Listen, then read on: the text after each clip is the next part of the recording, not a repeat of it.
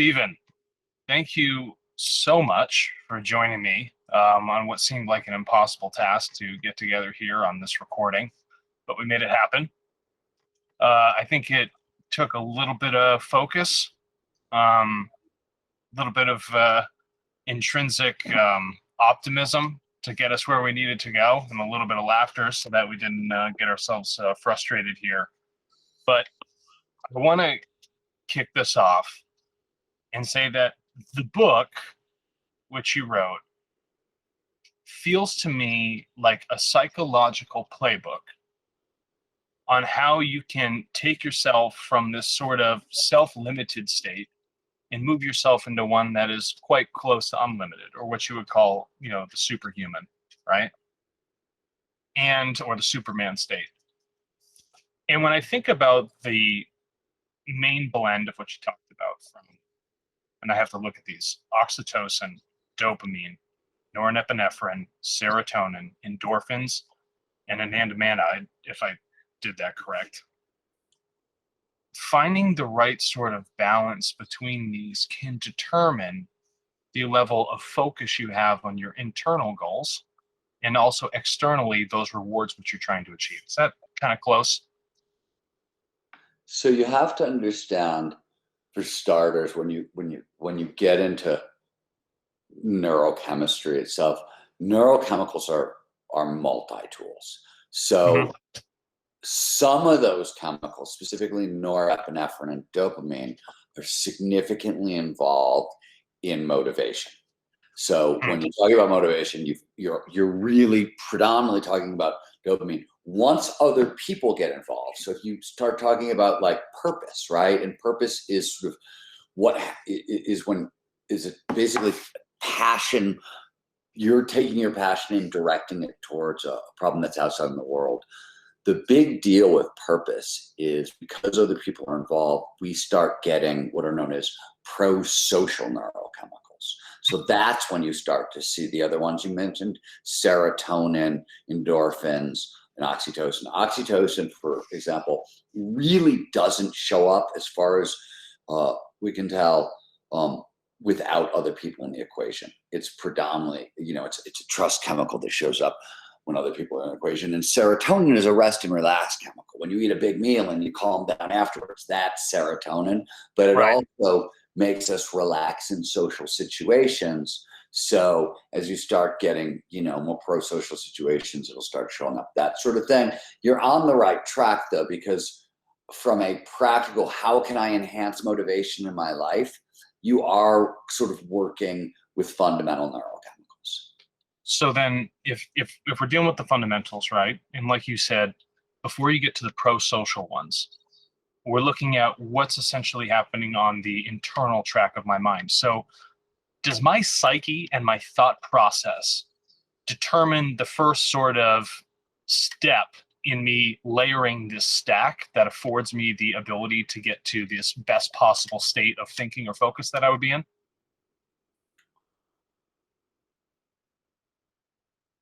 So that's an interesting question. No, actually. So, but I had to think about it. Dopamine will enhance. What dopamine does is it makes us excited. Like when dopamine's in our system, we're excited. We want to make meaning out of the world. We want to go exploring, right? Curiosity is really ramped up. And when you're curious about stuff, you sort of get focused for free. You don't have to work so hard to do it. Norepinephrine is similar but different. It's more like, if you've ever fallen in love and you can't stop thinking about the person you've fallen in love with, that sort of vigilante brain, that's norepinephrine. It'll lock you on to target. It's exciting, but if I give you too much norepinephrine, it moves from kind of like excitement into anxiety. So it's not a question of too much.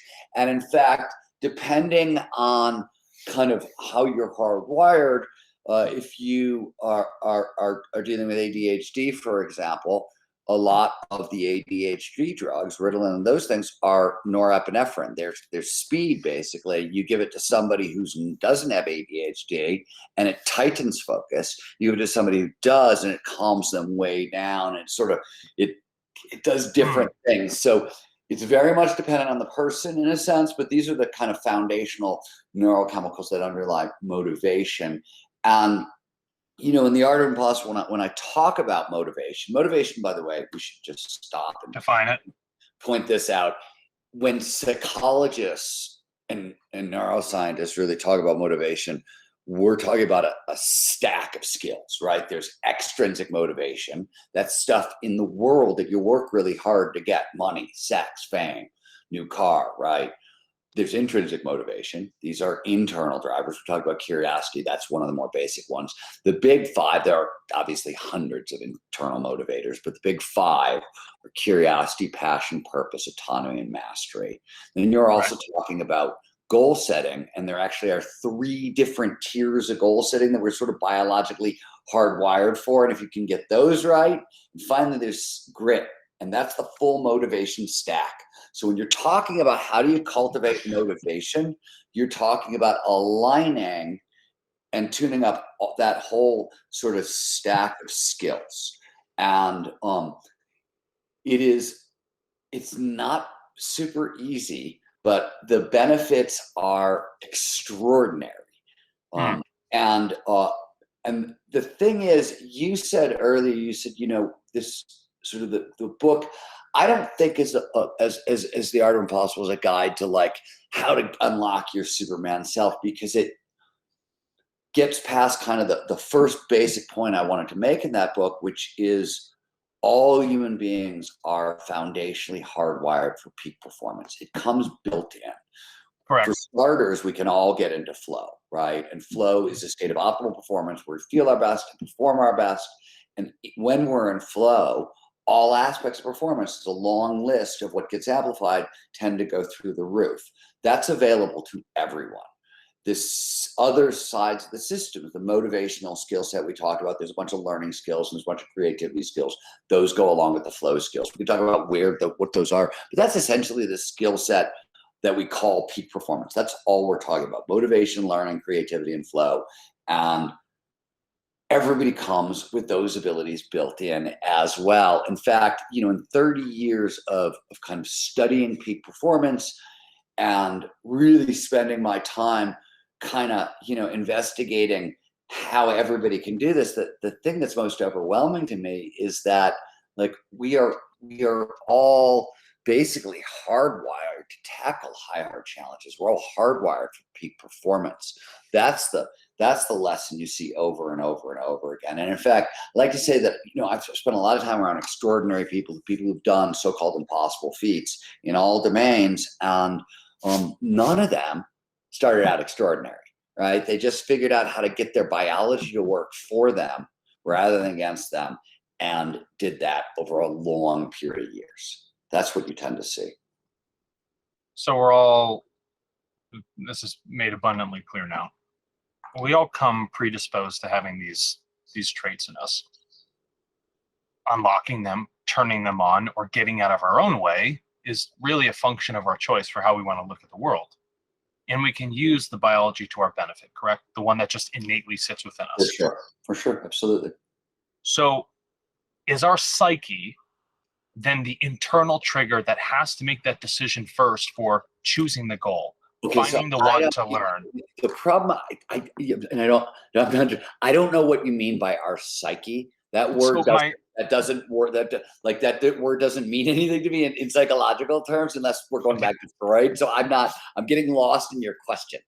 Yeah, no problem. Okay, so my train of thought is that, so when I perceive the world and I have a specific train of thought, whether this be some high hard goal in HHG or anything else, whatever that motivation might be, does that have to happen first before I can start to work on this sort of stack that gets me into these innate traits that I come with? Yeah, okay, so that's a cool question. Let's Oh, now it's cool. Now I changed the word. Okay. Now I know what you're asking. That's a cool question. All right.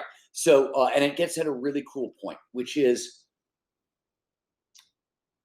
what is at the heart of the Art of Impossible is sort of what we've learned over the past 5 to 10 years studying that. I'm not talking about me or even my organization, the Flow Research Collective, I mean we, the field of science, right? Neuroscience, everybody looking at peak performance. What everybody working together has sort of figured out over the past 15 years is all these individual pieces of the puzzle that we've all heard about for years and read books on, whether it's focus or mindfulness or flow or grit or goal setting. Like we've all heard the little parts of the whole thing, accelerated learning and blah, blah, blah, right? There's lots of great books on those individual pieces. I've written some of those books, right? Yeah. Not great ones, but I've written a couple of those books.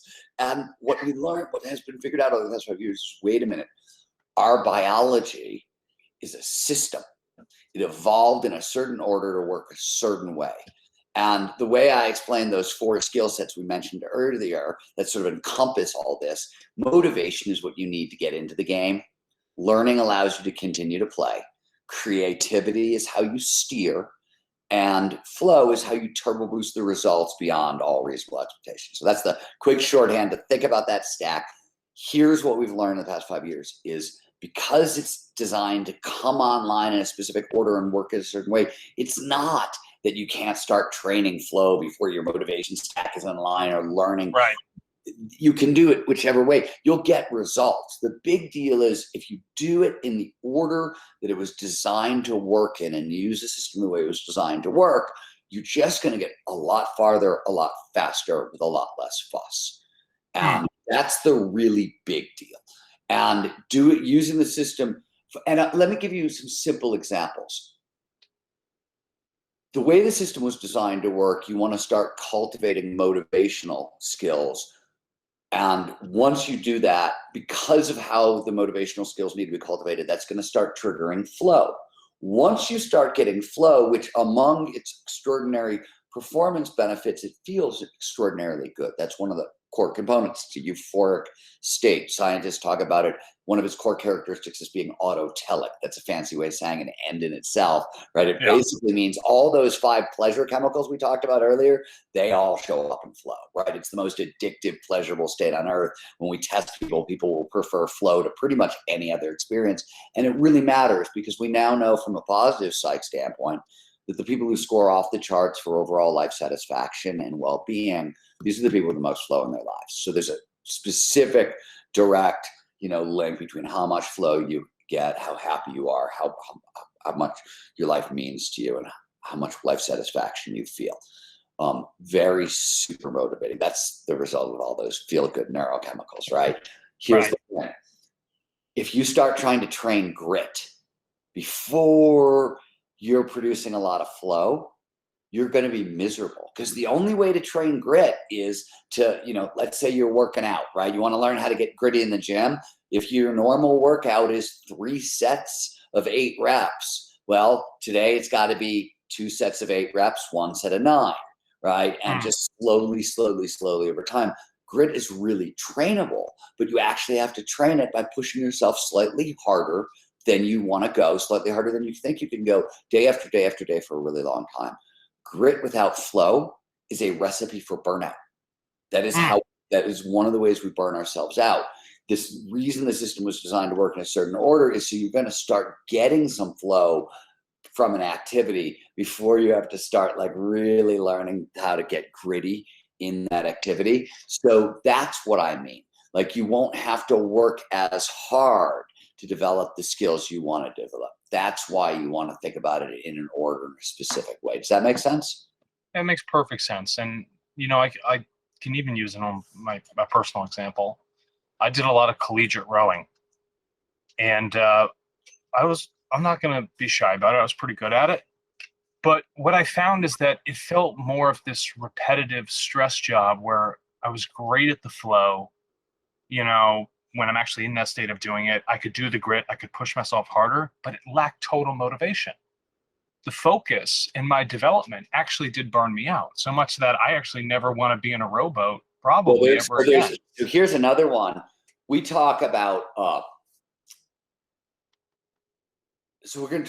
let me just talk a little bit more about flow. I need some backup, but when we settle down now, it's all good. Yeah, we're getting there. I was trying to figure out how to get this. So what I wanted to tell you is, because you drilled in on focus, autonomy is a foundational motivators, one of the big 5 intrinsic motivators, right? This is Right. obvious to all of us. When you get to choose what to do, you care a hell of a lot more about it. But there's a neurobiological cost for not having autonomy. Autonomy and attention are literally coupled systems in the brain.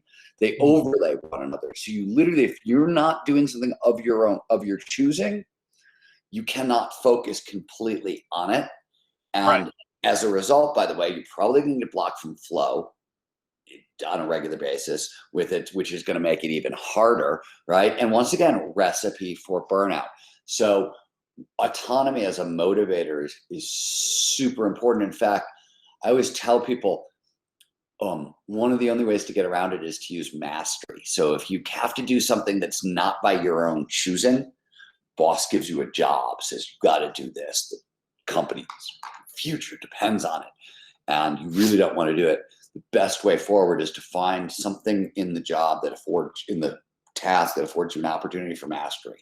Oh, here's I mean, the whole job sucks, but here's a little skill that actually matters to me, and I'm going to get better at it, right? And you reframe it so you can get that autonomy and that little bit of mastery. It's a really potent tool, and without it, it's really hard to kind of master attention.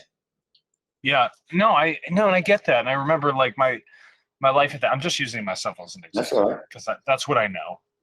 You know, my life became a function of how low can you get a specific number over a set distance.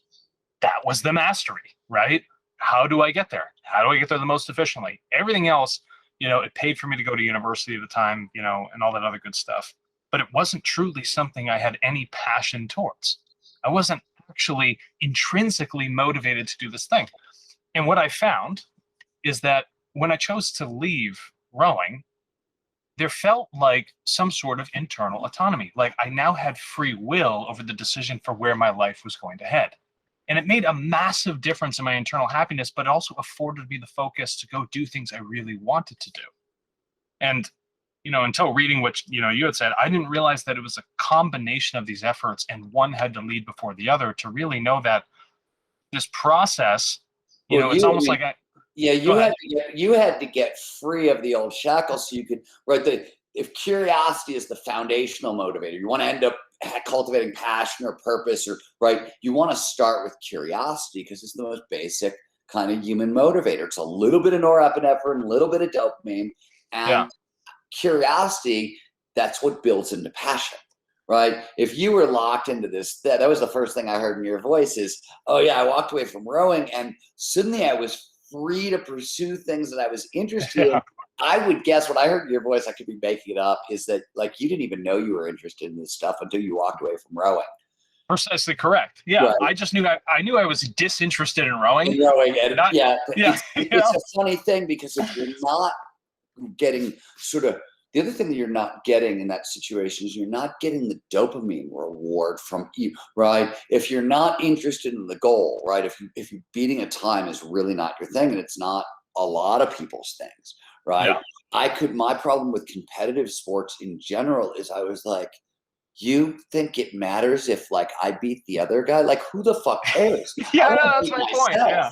Right? Like I wanted to beat myself. Like that's why I like action sports, because you have to beat yourself. But like beating somebody, like it seems very important to them to win. So okay, they can win. I don't care. Like really? Like I can't believe that there's any version of myself that is better if I can row slightly faster than you across the lake. Like right. Yeah, I'm willing to believe there's a much better version of myself if I go out and ski a gnarly big line in Alaska. Right. I think the guy who comes out the other end is different than the guy who started. And that's a challenge I'm interested in. Other people are like, look, the version of me that can win this rowing race is a better version, right? Like it's just how you're wired, I think. It's one of the reasons you have to get your intrinsic motivators lined up, because ultimately what your goals are, they're silly. You're just proving yourself to yourself over and over and over again, right? Because you want to feel safe and secure in this world, and you think if I can prove myself to myself today, maybe I'm a little safer and more secure than I was yesterday. And it all takes place at a subconscious level.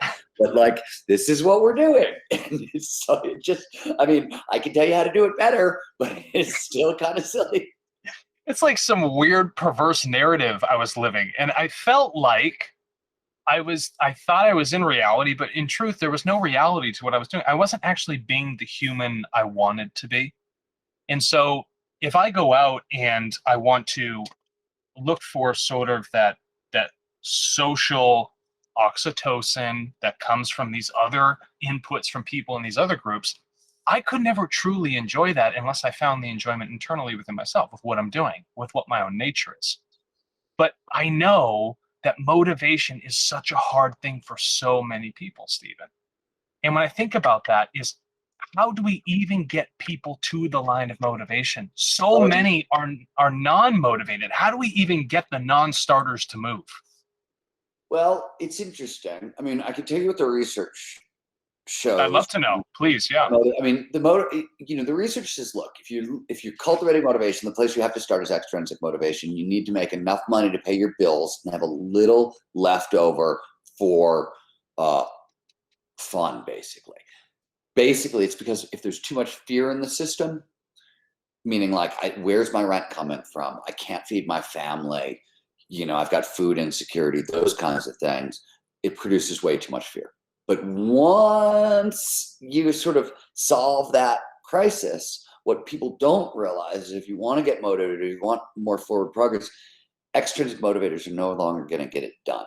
Like that's when you want to start reaching for intrinsic motivators. And you really just want to start with curiosity. And curiosity is, when I talk about starting with curiosity, I mean just like, what you're looking to do is build more passion into your life, right? And the way to do that is, passion is quite simply nothing fancier than the intersection of like 3 or 4 or 5 of your curiosities. And so, right, a single curiosity, when I say like explore your curiosities, I mean like if I could pause time and I gave you 2 free days and I could say, you can learn anything you want, go read a couple books, watch a movie, attend a lecture, maybe take a quick class. That's all I mean by curiosity. Like if you had a free weekend, you'd want to spend it learning this, right? Start cultivating those kinds of curiosities and really start looking for where they overlap and intersect. That's how you start, and you play at those overlaps and those intersections. It's how you start to cultivate passion. The way to think about it is, one curiosity, it's not strong enough to be passion, right? It won't sustain you for the long haul, but you find where 2 or 3 or 4 of those curiosities meet, meaning 3 or 4 of those things that produce a lot of dopamine naturally and give you a lot of focus. Yeah. Now you're starting to really cook. You're starting to get a lot of focus for free. That's sort of the aim. And where people screw up is I think what demotivates people is they have a mistaken assumption about passion. Like if I say, hey, talk to me about athletic passion. And, people tell me stories about like LeBron James and the playoffs, right? And windmilling in for some thunder dunk with that crazy grit expression on his face, right? That's what we think about. And what people forget is that's passion on the back end. That's what it looks like when it's already fully mature. So they are starting to like, why don't I feel that in myself? Oh, I don't have that. You forget that passion on the front end is nothing more than a little kid in a driveway shooting baskets, hoping the ball is going to fall, going, oh, what happens if I spin it this way or this way, and just exploring basic curiosities. That's what it looks like on the front end. So one of the reasons I think people get really derailed on this is they want to get there yesterday, and they expect way too much from themselves way, way too soon. And you can't go into this kind of quest looking for fireworks. They show up, but they're slow to build. I always say with peak performance, everything works like compound interest. It's a tiny little bit today, plus a tiny little bit tomorrow, and the really big impacts that everybody's looking for, they're almost guaranteed because of how the biology works, but it also works slowly. It's not going to happen overnight. Yeah, evolution's a slow process. I mean, if it would have been quick, we'd all be hairless and probably not speaking and super intelligent, but it takes time. It takes a lot of mistakes. Hairless? Yeah, hair. It's super intelligent. This is you okay. If I think about that, more about you than about anything evolutionary. But that's interesting. Okay. I just think, Westworld. listen. All right, listen. If I wanted to use you as an example for childlike curiosity, where did it start for you then, Stephen? I know that you wanted to do, the book Oh talks yeah, about you doing research, asking this questions, but particular one, I sort of won. I won the weird lottery. So tell me. when I was my parents had me. They were pretty young. They didn't have a ton of money, and I don't think my mother really knew how to be a mom. Right? She was in her early 20s. There was no money. But she knew that books were good. So we would just go to the library, and anything that was interesting to me, she would just take a book out, and we would go home, and all she would do is read to me until I started reading, and then I would read to her. And so early on, I had a mom who didn't really know what she was doing and made up for that by reading everything, and it totally worked. And my parents were, it's funny because we battled through my childhood. I was a punk rock kid, and I was difficult. You look like a punk. You look like a punk. I can tell you that. I was a difficult, rowdy, challenging child. But my parents, to their credit, like if I was curious about something, even if we didn't have any money, they would find a way. Right? I was curious about dinosaurs. Oh, it turns out there's free classes every Saturday at the Natural History Museum, and they would drive me, which was, incredibly cool. The realization that I probably wouldn't do that for another human being is one of the reasons I don't have children. I ski on my Saturdays, man, or I'm going surfing. I don't know. Why are you so damn selfish? What's going on here? Oh, man. Okay, so your lottery was really the fact that you had all these external catalysts that really continued to feed your childlike curiosity. And what's interesting about that stage, it just never went away. And I became a journalist, right? And journalism is essentially getting paid to be curious. And it comes, because I was working predominantly, I was working a lot in science journalism. And this was sort of back in the 90s when I know this is a really strange concept now, but magazines and newspapers, they had these things called fact checkers. So it was important to them that the thing I said was true was actually true. Mm-hmm. I know it's bizarre. What a strange concept. I know it's a really hard concept. So I hope I spoke it slowly enough. Anyways, they were vicious. Like the people who were fact checkers, I always thought they must have been like the failed writers who were really pissed about it, because they would go out of their way to try to prove me wrong. Which when you're trying, and when you're writing, and for good reason, right? I do a science story for the New York Times Magazine, and it's about some weird thing in neuroscience or genetics.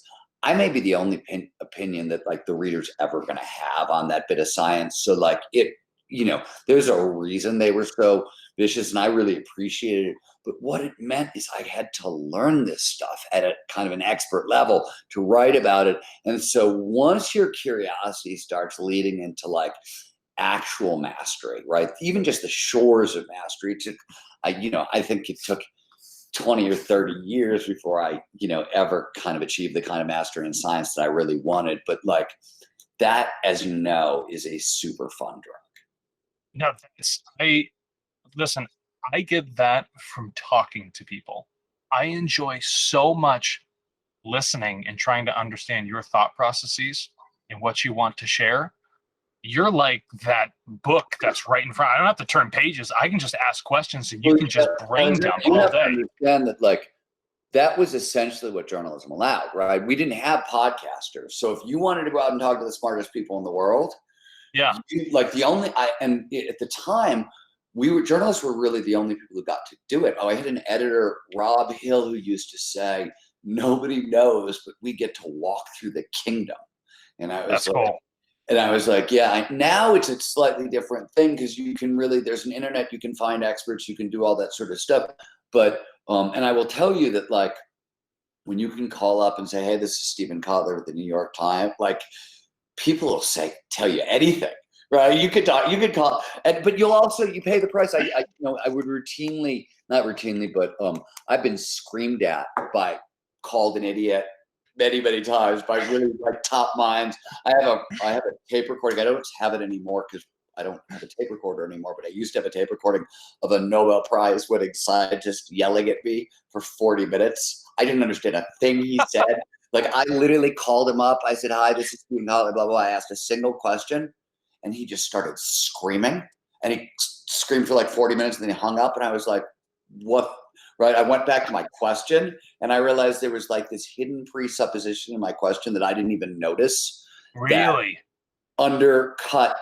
He thought it undercut everything he had devoted his entire life to. And I'd actually really insulted him. But I had no idea. It took so long to figure that out.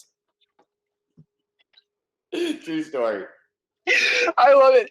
I love it when like the ego will just completely take something and just bring it off the walls. And you're just like, oh, I'm just trying to figure out what's going on here. And you ask a question, and people derail. And it was one of those questions where you're like, in blah, blah, blah article, you wrote blah, blah, blah. So this really, right? And like, I didn't even think about the first half of the sentence, right? That was the like setup. Let me just get to my first question. So live and learn. Wow. Okay. And so, all right, then I got to round this back then. The curiosity, the journalism, all these things. You told the story about surfing, and I know you like to surf, and I like to ski, right? You said there was a point when you felt like your frame of reference had actually left the material self and you were skiing. And I know you talk about, meditation in a short sense. Can you just talk to me about that real quick? I want to hear from your mouth what that experience was like. So you're talking about this. So you're talking about the story. You basically a surfing triggered flow state. Yeah. So you were sick. You want to? Oh, okay. So do you want me to tell that story, or what do you ask? I would ask why that epiphenomenon. Well, hold on. All right. I need you to tell the story so people understand it, and then let's talk about what's going on. Okay, so I'm gonna back up and start a few years before this story, just to give people context. I said I became a journalist in the early 1990s. Two things fascinated me: neuroscience. It wasn't even neuroscience. I wanted to know how people worked. Right? I want to know how I worked. I want to know how other people work. And neuroscience in the 90s. There was a field that was just starting to emerge called behavioral neuroscience, like literally the neurobiology of how people worked. And the big deal here, the reason neuroscience matters, the reason you should care, is psychology, however useful, is essentially metaphorical. If neuroscience is mechanism. So if you want to know how stuff really works, you really want to sort of understand the neuroscience. And we were starting to get the first picture of this is how behavior works. Simultaneously, I was hanging out and covering a lot of stories in action sports, surfing, skiing, rock climbing, snowboarding, and the like. And if you know anything about action sports in the 1990s, there was this huge, the era of impossible, where more impossible feats, things that had never been done before, they were supposed to never be done.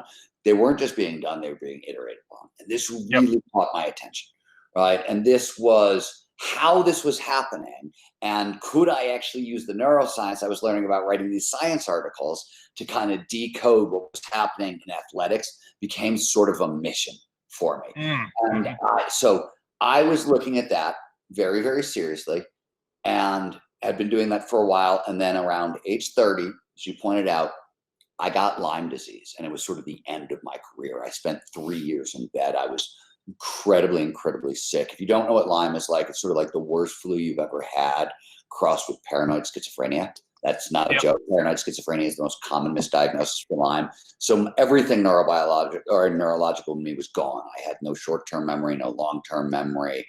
I was hallucinating. I couldn't see straight. I had pain everywhere. I was so sick I could barely walk across the room. And after 3 years of this, the doctors pulled me off meds. They never knew if I was going to get any better.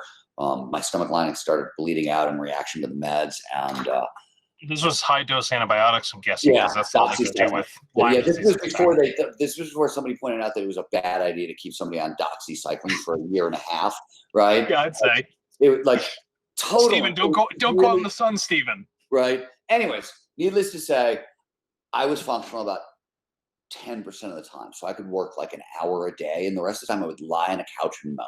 And I knew, it was like, fuck, from here on out, I'm a burden to my friends, my family. Like, I may never get any better. And I was getting very suicidal, not even out of depression, just out of practicality. Like, there was no way to live my life. And I really, like, I didn't want other people to have to take care of me for the rest of my life. And in the middle of this really dark period, a friend of mine showed up my door. I was living in Los Angeles at the time, and she demands we go surfing. And I just started laughing. I was like, I can't walk across a room. You're out of your mind.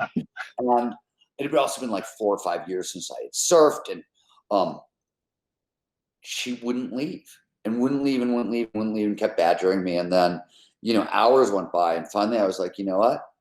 Anything to get her to shut up. Like, let's just go surfing today. I mean, what the hell? I can always kill myself tomorrow. Right? I mean, like, what is the worst that could happen? So they literally, her and a friend had to carry me to the car because I couldn't really walk to the car. Then they had to carry me to the beach. They gave me a board the size of a Cadillac. And it was Sunset Beach in Los Angeles, which, if you know anything about surfing, that is literally the wimpiest beginner wave in the world. And the tide was out. So the waves were like 1.5 feet, maybe 2 feet tall, 3 feet at best. And no one was out on the lineup, which is really rare in Los Angeles. And they literally carried me out to the lineup and walked me out to the lineup, put me on a board. And I sat down, and that first wave came like 30 seconds later, and I don't know what happened. I lost my goddamn mind, and I took all the energy I had left in the world, I think, and decided I was going to try to catch that wave. And it was maybe like, as I said, like 1.5 feet high, but I paddled and popped my feet and popped up into a dimension that I didn't even know existed. Okay. And I suddenly felt like I had panoramic vision, like I could see outside of my back of my head. Time had slowed down. I was moving in an absolute crawl. I had this weird out of body experience going on. But the strangest part, forget all the like weird stuff, I felt great. I mean, I felt amazing. My head was clear. There was no pain in my body. I felt so good. I caught 4 more waves that day. And after those 5 waves, I was totally disassembled. There was nothing left of me. They took me home, they poured me into bed, and I couldn't move for about 2 weeks. And then on like the 15th day, when I could move again, I went back to the ocean because I wanted more. I caught a ride with a friend, and I wanted this same experience. And once again, I had this weird altered state experience, and same thing. And over the course of about 8 months, when the only thing I was doing different in my life was surfing and having these really weird altered state experiences, 2 things happened that really caught my attention. One is I got better. I went from 10% functional up to about 80% functional. And that didn't make any sense because surfing is not a known cure for chronic autoimmune conditions. So what the hell is going on? Correct. But I kept having these very powerful altered state experiences while surfing. And Lyme is only fatal if it gets into your brain. Correct. I'm a science writer. I'm a rational materialist. The only, I figured even though I was feeling better, the disease must be in my brain, and I was dying. And I lit out on a quest. What the hell is wrong with me? And I quickly figured out that these altered states of consciousness had names. They were flow states. And they were really similar, actually, in description of what the athletes said they were been tapping into to kind of achieve the impossible back in the 90s. And it hadn't made a whole lot of sense to me because some of the language had been mystical and weird. And suddenly I was having a lot of these experiences. I was like, oh, wow. When I figured out they were flow states, I got remarkably lucky in that the moment I went looking, a guy named Herb Benson had written a book called The Breakout Principle, where he mapped kind of the neurobiology of flow. And he pointed out that as we move into the state, there's a global release of a nitric oxide. It's a gaseous signaling molecule. It's all over the body. Right. It pushes stress hormones out of our system, and it lets all those feel-good, performance-enhancing neurochemicals, dopamine, serotonin, they flood in. And what he pointed out is 2 things. One, this explained what happened to me, because a autoimmune condition is a nervous system gone haywire. It doesn't know where normal is. It can't. You lose. The body is a homeostatic organism, but if it can't find baseline, it doesn't know where to go. So you bounce all over the place. That's essentially attacks itself, right? by resetting my nervous system to 0, suddenly I was like giving it, like the organ, it was resetting. But more importantly, those same neurochemicals all are huge immune system boosters. And Herb Benson in the breakout principle went so far as to say, hey, I think most of the cases so-called spontaneous healing we see, it's this mechanism. But what I started to figure out is, oh, wait a minute, the same state of consciousness that took me from seriously subpar to normal, it was helping all those same athletes go from normal all the way up to Superman. And that was sort of my introduction into flow. And from that point on, I mean, I wrote a bunch of hundreds of articles. I wrote for Psychology Today. I wrote 7 books. I started the Flow Research Collective get to work with 50 different neuroscientists and psychologists. And now, and folks at USC and Stanford and UCLA. And, it's the same quest. What the hell is going on? And how does it work? And can we use it for our benefit? I find this incredibly interesting as a data point, specifically about you and how this moves into a lot of other things. You are on the board and you made a choice that I am going to appropriate my energy and focus to this one wave. In doing so, and if I think you described it properly, if I can describe this properly, the parietal lobe goes quiet. Oh, so you want to talk about? Okay, you want to talk about oneness with everything? That's the question. I love how you jumped the gun, but Stephen, people gotta get there. You asked that question. You asked where'd the mystical stuff come from, and I told you the whole story, and I left out the ending. Okay, so the mystical stuff is really common, by the way, for the first 50 years when scientists were looking at flow. Until Abraham Maslow came along, it was predominantly a discussion about people in spiritual and religious communities. They thought it was a religious experience that people could have, but they didn't think it was common for all people. And then Abraham Maslow in the 50s was studying a group of super high achievers, super successful people. He wanted to know what was their secret, and the only commonality he found is they had all found ways to alter consciousness and put themselves into flow states, and that was part of the secret to their success. So suddenly, peak experiences, mystical experiences throughout, flow states came next. And what we have started to figure out, and this is sort of what happened to me, because when I was out in the waves, I didn't know what the hell was happening, but one of the things I knew is that I was feeling one with the ocean, right? I had the sensation of merging with the ocean. My consciousness was expanding. They call it oceanic boundlessness, literally in the psychological literature. That was the technical term for it. And in religious traditions, they talk about it as oneness with everything. And so it showed up a lot. It wasn't just me. I remember Laird Hamilton, the first time I interviewed him, the big wave surfer. Big wave surfing. Yeah. He would talk about this experience, and other surfers would mention it. And I was like, I didn't quite get what was going on. But right at the time I was asking these questions, a guy who would become my mentor, Dr. Andrew Newberg, he was at the University of Pennsylvania. He was a neuroscientist. He was the very first neuroscientist to use brain scans. He was using SPEC, which was like early fMRI with a radioactive tracer, to look in the brains of Franciscan nuns and Tibetan Buddhists who both experienced oneness with everything. For the as they pray and meditate, right? They pray and meditate. So with the nuns, it's unia mystica, it's oneness with Jesus' love, and for the Buddhists, it's absolute unitary being, oneness with the universe. And so he took pictures of their brains, trying to figure out what was going on, and what he discovered.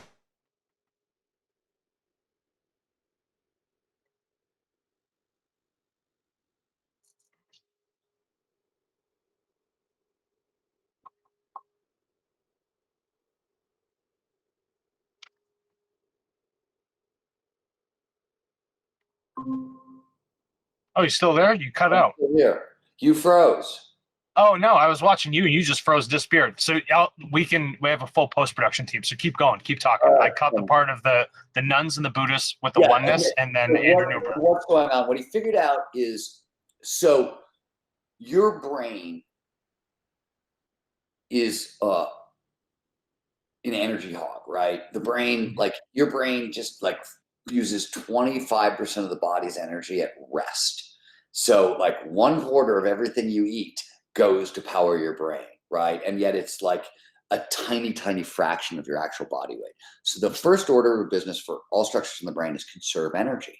So when you're really focused, like in Buddhist meditation or Franciscan prayer on a single thing, the brain goes, oh, you need lots of energy for focus and attention, and it shuts down non-critical structures. One of the structures that gets shut down is sort of near the intersection of the temporal lobe and the parietal lobe. It's called the temporal parietal junction, and sort of more in the right parietal lobe and TPJ, but right in that area, this portion of the brain shuts down, stops sending information out, stops taking information in. What does the right TPJ do?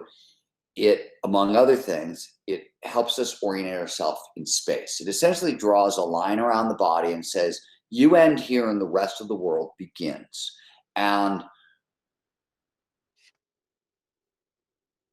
in flow, or in deep meditative trance states, when this part of the brain shuts down, you lose the ability to say, hey, I end here and the rest of the world begins. So people who've had a stroke or brain damage to this area, they can't even sit down on a couch because they're like, well, where does my leg end and where does the couch begin? When it shuts off in meditation or in flow, what happens is the same thing. Your brain goes, at this point, we can't tell where you end and the rest of the world begins. So it concludes, it has to conclude that at this particular moment, you are one with everything.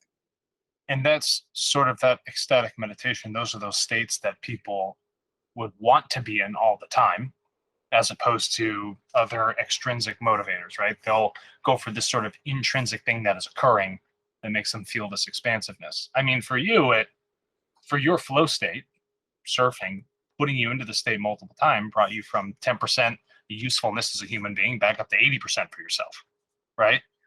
So when I think about practicality of tools and for people getting to those things, is this something that people should practice if the data points say that you can move yourself to these states that actually give you a more articulated focus, allowing you to practice that focus? Is this something that in common people should try and do? Well, are you asking me if people should try to get into flow? No. I'm asking if they should use meditation as a tool to feel those flow states. If they can't find themselves motivated, should they use meditation as a way to even get there? So you can use meditation as a way to train the brain for focus. That enhanced focus tends to help people drop into flow. Flow is a focusing skill, so like mindfulness is a focusing skill, but they're different. So slightly different things are happening in the brain. They're similar but different. But mindfulness, this is a really well-established finding at this point. People with a regular mindfulness practice will end up with more flow. So that's a very useful tool. And as far as, tapping into, more of these altered states of consciousness, to me, the benefits for flow are the performance enhancement is enormous. And they're deeply meaningful experiences, right? So you get enormous, motivation and productivity and flow will go up sometimes 500% above baseline. We'll see creativity and innovation spike 400 to 700%. The Department of Defense figured out that soldiers in flow learn 240 to 500% faster than normal. So, and so forth. And so, right, this huge spikes in a lot of core performance metrics, which is why, I think flow has become a tool in business and in the regular world. But on the more spiritual side, I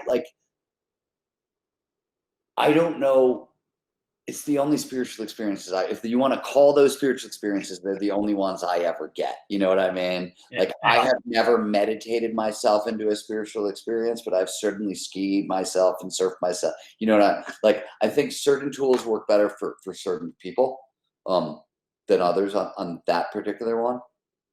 Okay, yeah, no, I was just asking because people all over the world listen to this. Some of them are Buddhists, some of them may be a practicing nun, but if flow is that common state, outside of any sort of religion or dogma, whatever it might be, getting people to move above Maslow's basal needs, get rid of those fears, and using tools that help them focus on things that can really advance their evolution biologically or within their social groups or how they even feel mentally, like those are data points that I want to share with them so that they can help better understand themselves. And once they understand themselves, they can understand the rest of the world, right?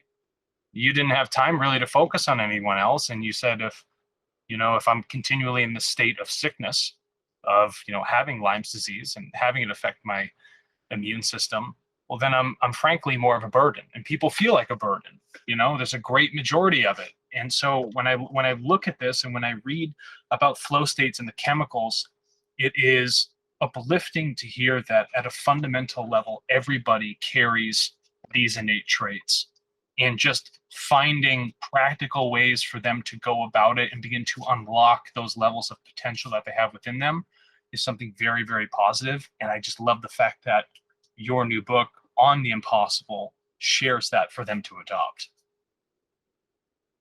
If that makes any sense. Sure. Thank you. And so, listen, you're the one that wrote the book, and that's got to require a huge amount of flow, because the focus and just putting together a narrative that makes sense is not an easy task, and you've done it 7 times. So I guess in some way it's got to be like skiing for you. Otherwise, that just seems like quite an impossible feat. Well, my first book took 11 years. That's insane. My second one took 6. My third one took 3. Then I started to get good at 4 through 14 as a general rule, a year to 2, right? So it took me 3 or 4 books to warm up, but I'm finishing book 14 right now. And, anything's easy with 20 years practice, 30 years practice. That's the compound interest for you, I guess, right? It is the compound interest. Also, writing is fully aligned with all my intrinsic motivators, right? Curiosity, passion, purpose, autonomy, mastery produces a lot of flow for me. So, that helps tremendously. No, I think that's phenomenal. And then if the thing I want to say is, because we didn't really cover this, and I know I have to jump in 3 or 4 minutes, but it's not about mindfulness or not. We now know that flow states have triggers, right? That's the big deal. Preconditions that lead to more flow. And so if you want more flow in your life, these triggers are your toolkit. There's 22 of them. And they all basically work the same way. We've been talking about it all show, right? Flow follows focus. Shows up when all of our attention is in the right here, right now. That's what these flow triggers do. They drive attention into the present moment, right? And they do it either by pushing dopamine and norepinephrine into our system or some combination, or they lower cognitive load. Cognitive load is all the crap you're trying to think about at any one time. And if I lower it, I liberate more energy for attention and gets repurposed on the task at hand. So those triggers are available to anybody. They're all built in, right? They work automatically. Novelty, for example, is a flow trigger. And we know this. You travel, you drop into flow states all the time. Why? Because you're in novel environments and it's dropping a lot of dopamine into your system and it's driving that focus. And people don't realize that's automatic. So I'll give you an example of how I use that in my own life. I have to read a bunch of neuroscience textbooks in my daily life, right? Here's Cognitive Neuroscience of Attention, Volume 2. This is this week's fare. And as you might imagine, Cognitive Neuroscience of Attention, Volume 2, and all this other stuff, these books are thrilling. They're the most exciting things you've ever read. I don't doubt that. You can't put them down, I know. So they're hard reading, right? And ideally, I want to be in flow if I can read them, because I don't want to have to read them twice. I want accelerated learning. I want to get it the first time, right? When I'm really sort of slogging through something that's difficult, first thing I do is take it on the road. Take my book to a coffee shop around across town where I haven't been before, because I'm in a novel environment. Oh, interesting. The novelty in the environment is putting a little bit of dopamine into my system. Or I'll give you take it one step further. When I just did this, I usually do this twice a year. When I really have a bunch of textbooks, when I'm trying to solve a puzzle and I've got a bunch of books that I have to read, I will rent a hotel room with a balcony that looks out onto like a huge natural vista. And I will go there, I'll sit in the balcony and I'll read there, because you get the novelty, but you also get other flow triggers like unpredictability and complexity from the environment. And it starts to add up and it starts to produce a little flow. And then one of the other flow triggers that we talk a lot about is pattern recognition, linking ideas together, right? We've all had this experience. You go crossword puzzle or Sudoku, you get an answer right, that little rush of pleasure, that's dopamine. And one of the cool things about dopamine and norepinephrine too is, besides driving focus, they also enhance signal to noise ratios. They basically make you detect more patterns. So if you've ever noticed, you get an answer right in a crossword puzzle, you don't just get one, you get like 2 or 3 in a row. It's because the dopamine you get from the first right answer, now you're noticing more connections between ideas. And so this is why creative ideas spiral. It's why one will lead to the next and lead to the next and lead to the next. So that's going to happen. I start reading this novel environment, I got a little bit of dopamine in my system, so I'm a little more focused, I'm a little more able to spot patterns. Suddenly something reminds me of a bit of other research that I've read, and boom, connection, a little more dopamine. And so suddenly, just by taking my shit on the road and using a new environment to sort of trigger a little bit of dopamine, I have a much easier time getting into flow, and thus can focus for 479 pages of the most exciting book you've ever read. I mean, like the Da Vinci Code, forget about it. Cognitive Neuroscience of Attention, Volume 2. Thank you, Michael Posner. So I guess the mic drop is take your shit on the road. And if you want to really put some focus into something. I think the mic drop is, you could go to flowresearchcollective.com, go to the video page. There's tons of free videos about the flow triggers and everything else, or you can buy The Art of Impossible, but just learn how to work with flow. It's built in, comes hardwired into all of us. If you're interested in exploring spiritual paths, this is, the neuroscience is roughly the same. If you're interested in peak performance, it's, there's a lot to offer, and it's built in. That's awesome. Well, Stephen, you gave me a shitload of time today. And I'm definitely more knowledgeable than I was about 45 minutes ago. So I appreciate you sharing that. And this is going to have a lot of reach. Enjoy. I'm sure a lot of people. If you happen to bump into Bigfoot, send him my love. I will. Well, listen, Stephen, thank you so much. We always assume Bigfoot is male. I just go with it. Bigfoot, who knows? You never know. But listen, thank you so much for coming on, Stephen. I really do appreciate it. Hopefully I see you on the mountain or see you on some waves. Take care.